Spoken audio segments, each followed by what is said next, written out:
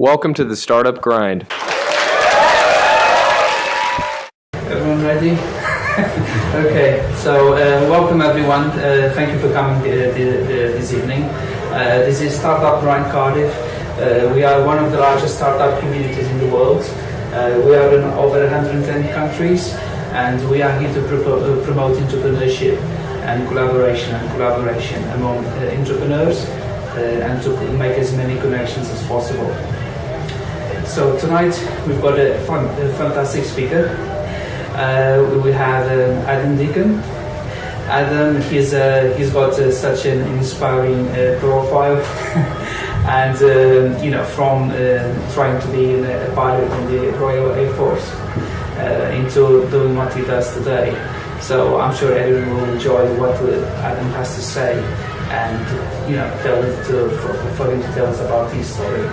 So can we please, as is in traditional startup grind, we all have to stand up and applaud and make as much noise as possible for our great speaker tonight. So can we please stand up if you can and cheer our speaker, Adam Deacon. Welcome, Adam.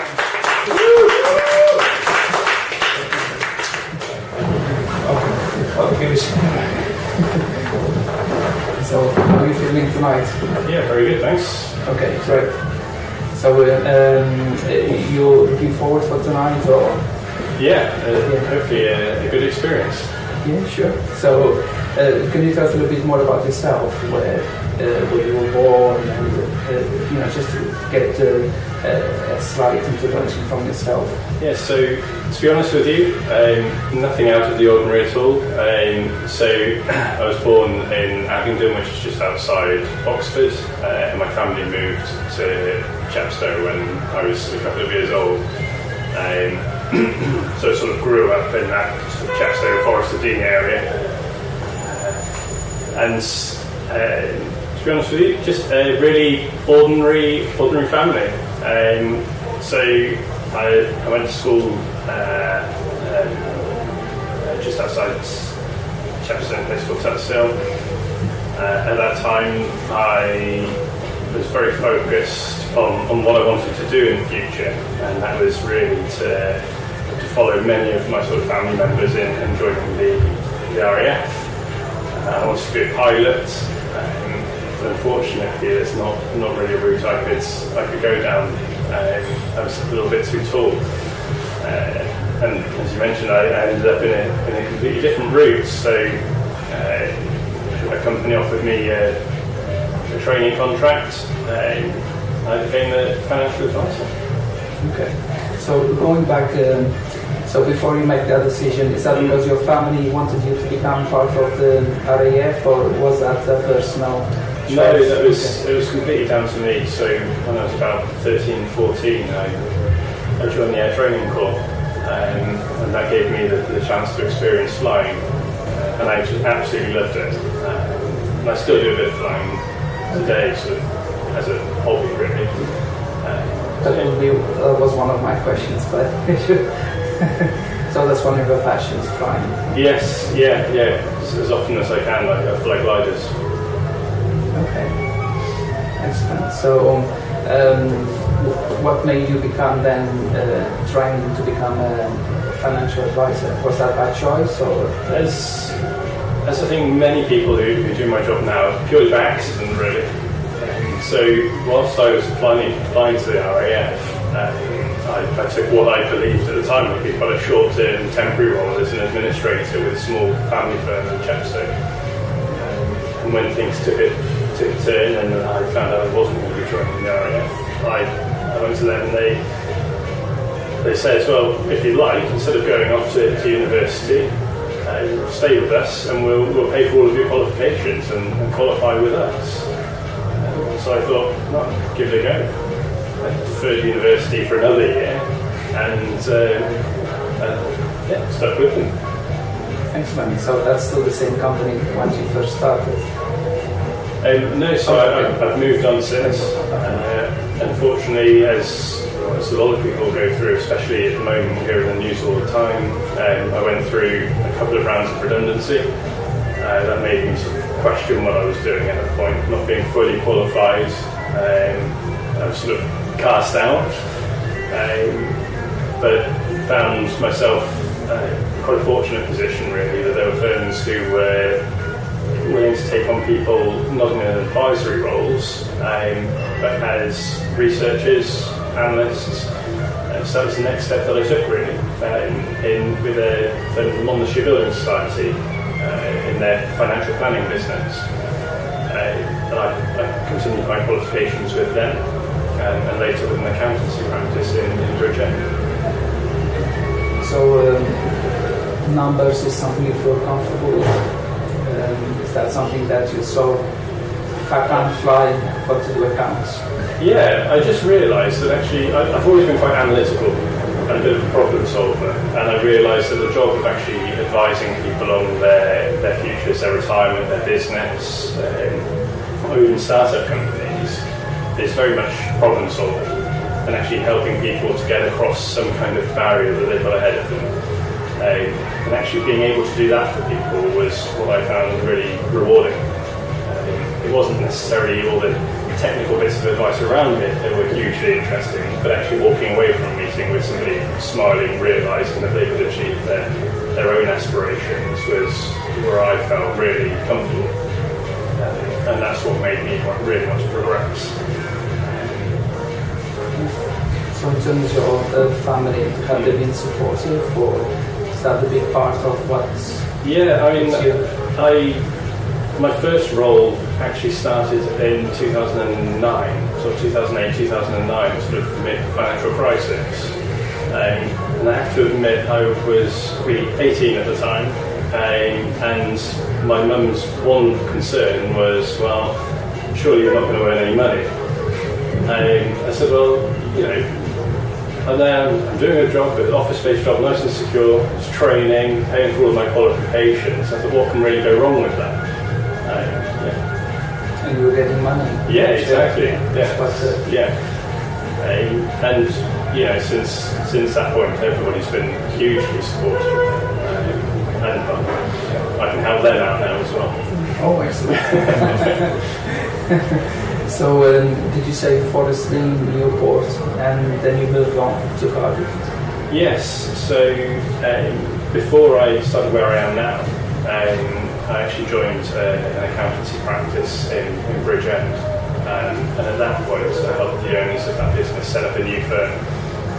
So we set up a wealth management business outside of the accountancy practice, and that's where I really started to build on advising business owners in small companies. And that sort of opened my eyes to what this other world was really, having prior to that sort of dealing with families in the home. Then seeing that there are this whole other host of issues that small businesses, business owners face, just kind of excited me a bit really, as weird as that sounds. But it just gave me another challenge. And as a challenge I thought actually I could really focus my time on to make a big difference. And is that when you decided to move to Cardiff and take a new role? Yeah. So from that point, still relatively young compared to the sort of average person doing my role, and I decided to join one of the largest independent businesses in the country, Chase de Vere. And I actually hated it. And I just hated the size of it, to be honest with you, not really meaning anything to the business. And that's what really changed my direction and took me back to where I am now. You said that because the company was too big and there was no one-to-one interaction. Is that what you... Yeah, I've always, my own personal focus has always been on trying to do best for my clients. And always putting my clients at the centre of what I do.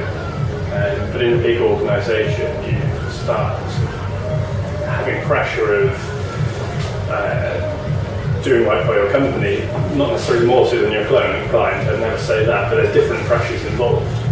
And I'd much rather work with my clients in a more familiar, trust-based relationship. So that's where you feel most comfortable with? Yes, yeah.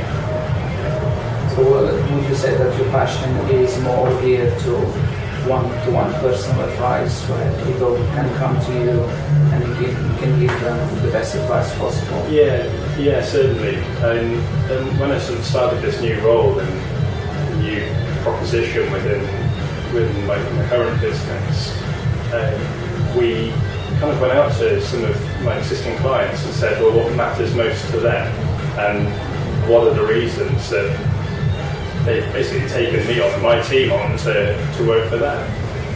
And the majority of people come back to the relationship and the fact that they felt that we care.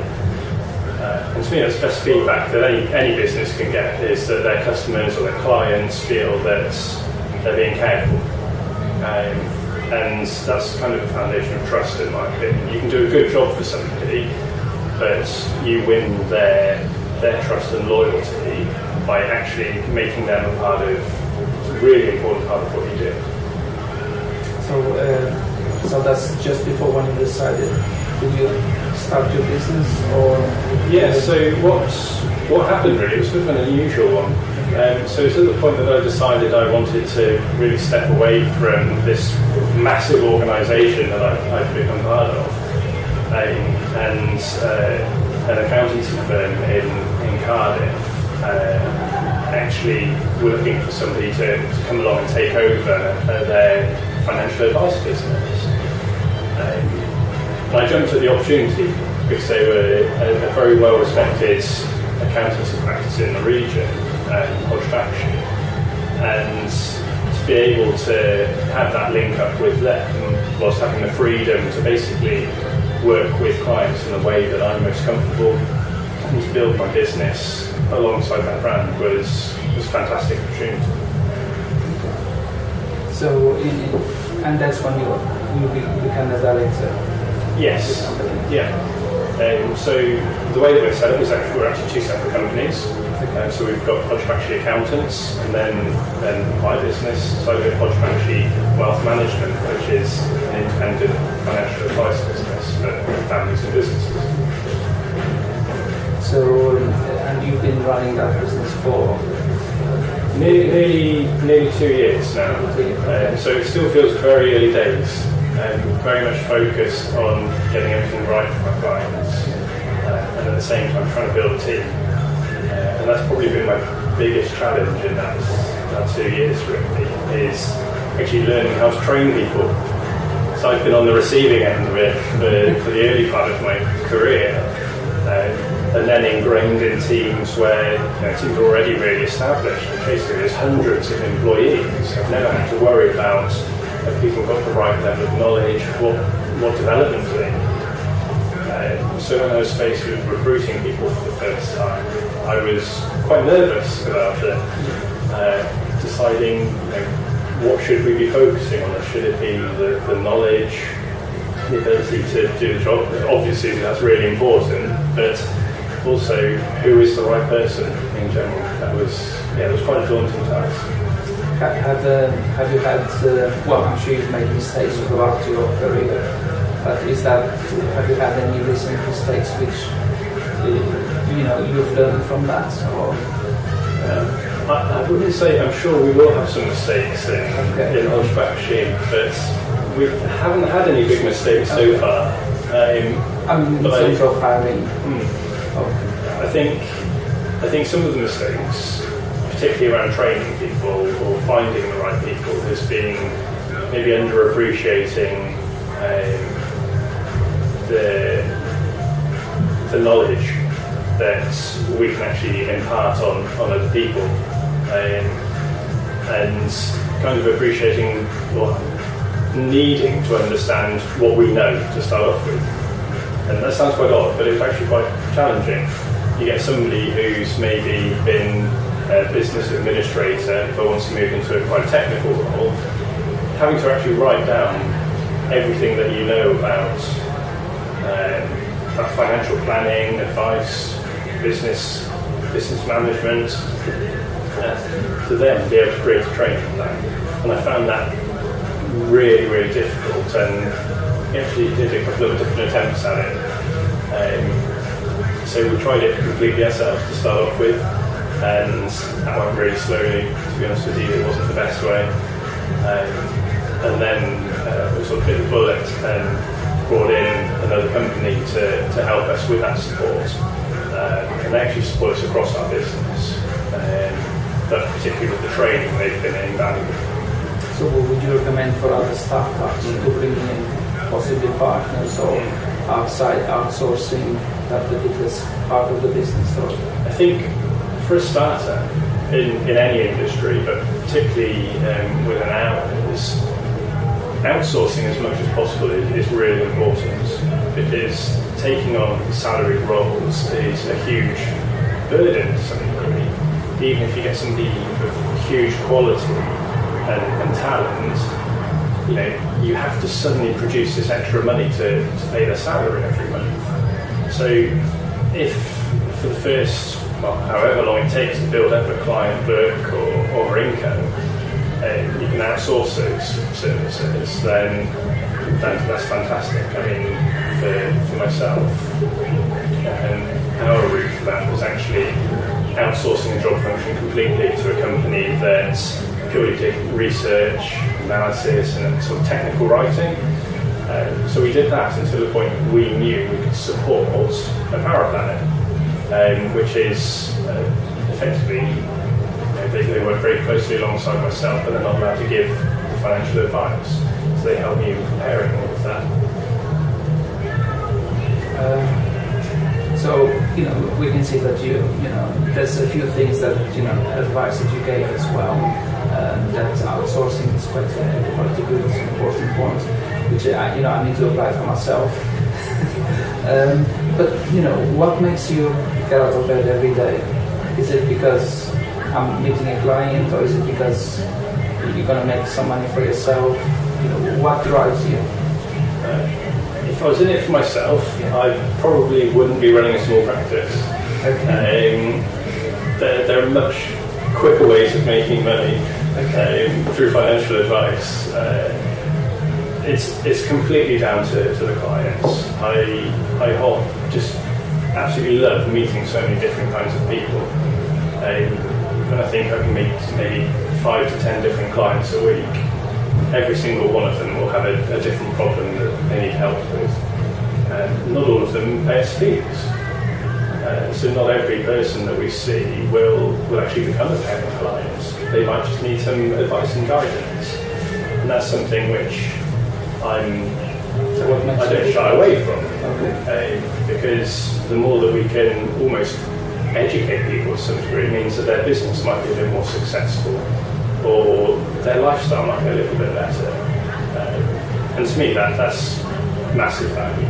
And they might refer us to their friends or colleagues as well. Of course. So is that what makes you different? Your company, it's the looking after the customer first, as opposed to charging a fee first.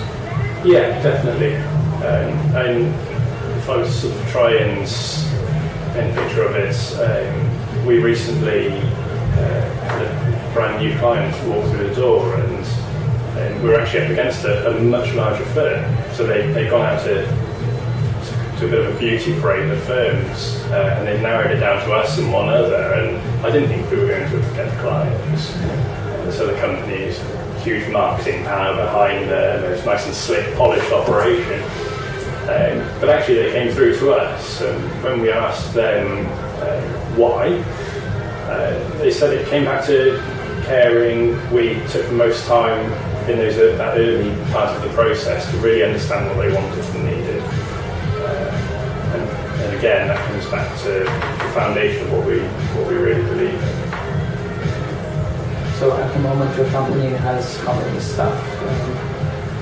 At the moment we're really small. Okay. So there's 3 of us at the moment, and we've kind of been able to keep it quite small because we've invested a lot in technology to help us do the work that we do, and that's probably meant that instead of needing 6 members of staff, we've got 3. But that's also allowed us to make ourselves lower cost.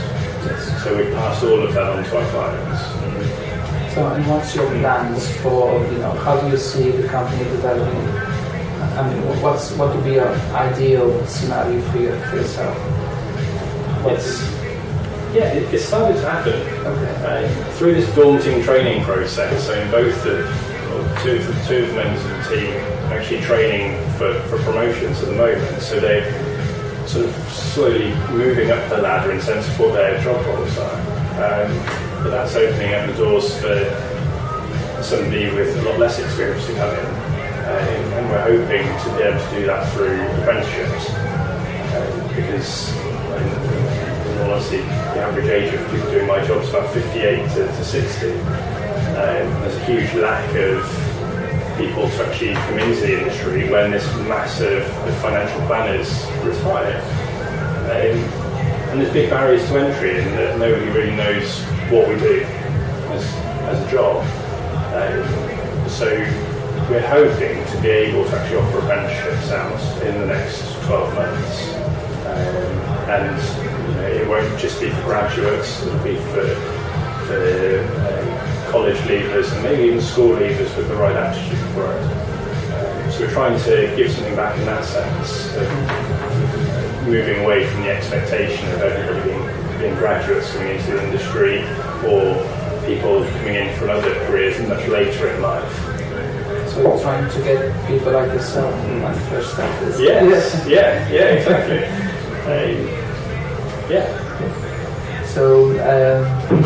So your company, are you looking to expand outside Cardiff? Is that in the plans, or is that something that you would perhaps one day try to do? Or your client base is mainly in South Wales? The majority of clients are in South Wales, but we do a lot of work in Bristol and a bit further afield as well. And ultimately, one of our clients could be in Cardiff, but they might have a friend in London that they refer us to, or in Birmingham, or anywhere else in the country. And naturally, if we've got a referral, we want to be able to help that client. So a lot of travelling is involved, but also, with technology, we can have face-to-face meetings through Skype or by other means. So that just allows us to free up a lot of time, really, to enable us to see a lot more people than we could otherwise. So, because you've got two businesses, the wealth management and the other one, which is it advisory? So there's the accountancy. The accountancy, okay. Do you see the two ever coming together, or always be separate? Or? Back in the early days of the accountancy practice, they were one business. They're actually separated mainly for regulation and everything else, but the two will ultimately stay separate now. We're based in the same building, we're one big family at the end of the day, but my side of things, it's a very small team in comparison. But like I said, we're growing and aiming to do something a little bit different to what else is out there. So you see yourself having offices in different places at some point in the future? Yeah, definitely. Particularly as we grow and gain more clients further afield, then the likelihood is that we'll continue taking on more staff. That will require more people who can do my job, and ultimately those people will be based where the clients are. So that might be somebody based in Bristol. They might need an office, they'll need their own support, and the company will grow quite fast from that point. In terms of, you mentioned you're looking to help people with apprenticeships and things like that. Have you ever done any mentoring outside your company? Is that something you may consider, or? It's not something that I've done directly, but a new scheme that we're part of through one of our industry bodies is going to be financial education in schools and colleges. And that's a bit of, there's absolutely no revenue to us. It's again about giving something back and providing something which is meant to be in the curriculum, but isn't really achieved. So what we'll be doing over the next, into an awkward time of year really, But over the next sort of 6 months, we'll be approaching schools and colleges to be able to provide financial education to 16 to 18-year-olds, which is focused around real-life financial matters. So looking around how young people should be planning, whether they're off to university or going into their first jobs. What are some of the pitfalls to try and avoid? What are the sort of benefits, downsides of things like credit cards that the bank are more than happy to thrust at you to spend until you hit your limit, and everything else. What is a pension? What will happen when you get your first job? All of a sudden now the law requires you to be almost forced into a pension scheme, but what does it really mean? So hopefully we can make a little bit of a difference with that. I'm not expecting to change the world with it. We're only a very small firm. Yes, but it takes a lot of time. Yes, yeah. So, in terms of startups, what's your offer for a startup? Let's say some of our audience. How could you help a startup? I think the probably most valuable part of it is actually the first conversation. Because every startup will be different and will have different needs. And I think it's actually about having somebody on hand who can provide support in whatever way is needed. Whether it's being able to just connect them to people who can either help in terms of being customers or help grow their business. To start off with, that's invaluable help in my opinion. It's something that we can give.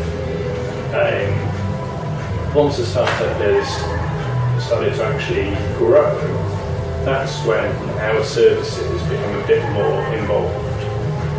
Because there are concerns for any business, but particularly startups, which are a really high risk step each. That if, let's just say, you started a business 12 months down the road, it's established, but it's very reliant on yourself as an individual, as almost every startup is. If something happens to you that stops you working for 6 months, your business in that 6 months could disappear. Your income has disappeared. How do you plan around that when actually you've pumped all of your money into this new business?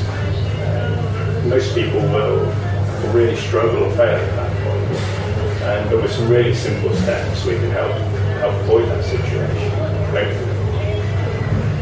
So it's a valuable advice for any startup. Yes. Even people watching us on video.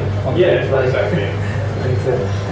So in terms of your plans, how do you see, are you looking possibly for any partners with larger companies, or do you always see your brand to remain as it is? We're always keen to work with other businesses that are providing some kind of service to mainly businesses and small businesses, whether that's in the legal, accountancy world, or even things like HR. So what we're trying to do is, for our clients, become a trusted first point of contact. So we've got our range of services that we offer our clients, and they pay us for. But our clients will also come to us with other queries, and it might be, well, we've got this problem with a member of the team, how can we deal with this? Well, we'll have people outside our business and our wider network that we can refer them to.